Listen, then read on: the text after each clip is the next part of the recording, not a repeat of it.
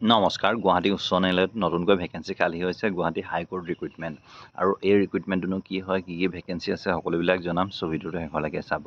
আৰু ইয়াত যদি চাওঁ তেন্তে গুৱাহাটী হাইকোৰ্টৰ ফালৰ পৰা 367টা জুনিয়ৰ এডমিনিষ্ট্ৰেটিভ এছিষ্টেণ্ট গ্ৰেড 3ৰ কাৰণে তেওঁলোকে ভেকেঞ্চি ৰিলিজ কৰিছে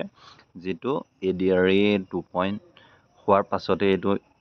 নতুনকৈ এটা গ্ৰেড 3 ৰিক্ৰুইটমেণ্ট আহিছে আৰু এই ৰিক্ৰুইটমেণ্টটো যদি চাওঁ তেনেকৈ 367টা ভেকেঞ্চি আছে আৰু ইয়াত আপোনাৰ যিটো গ্ৰেড 3 যিখিনি পোষ্ট চেম পে হয়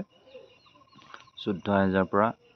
70,000 আৰু গ্ৰেড পে 6,200 টকা লাভ কৰিব ভেকেঞ্চি ৱাইজ আছে সকলোবিলাক ডিষ্ট্ৰিক্টৰ কাৰণে ভেকেঞ্চি আছে আপোনালোকে ইয়াত চাই ল'ব পাৰে আৰু ইয়াৰ কাৰণে এডুকেশ্যন কোৱালিফিকেশ্যন আপোনাৰ যদি গ্ৰেজুৱেশ্যন কৰিছে তেন্তে ইয়াৰ কাৰণে আপুনি আবেদন কৰিব পাৰিব আৰু কম্পিউটাৰ ডিপ্ল'মা মিনিমাম 3 মান্থ হ'ব লাগিব আৰু এজ লিমিট আপোনালোকে চাব পাৰে 50 বছৰলৈকে কৰিব পাৰিব এপ্লিকেশ্যন ফিজ যদি চাই তেন্তে 500 আদাৰ্ছৰ কাৰণে বাকী ST STৰ কাৰণে 250 হয় অনলাইন আবেদন ইতিমধ্যে চলি আছে ডেছক্ৰিপশ্যনত লিংক দিয়া আছে তাৰ পৰা গৈ আপোনালোকে আবেদন কৰি যাব পাৰিব আবেদনৰ অন্তিম তাৰিখটো 15 জুলাইৰ পৰা অনলাইন আবেদন ষ্টাৰ্ট হ'ব আৰু আবেদনৰ অন্তিম তাৰিখটো 31 জুলাইলৈকে আবেদন কৰিব পাৰিব ইমানেই আছিলে ধন্যবাদ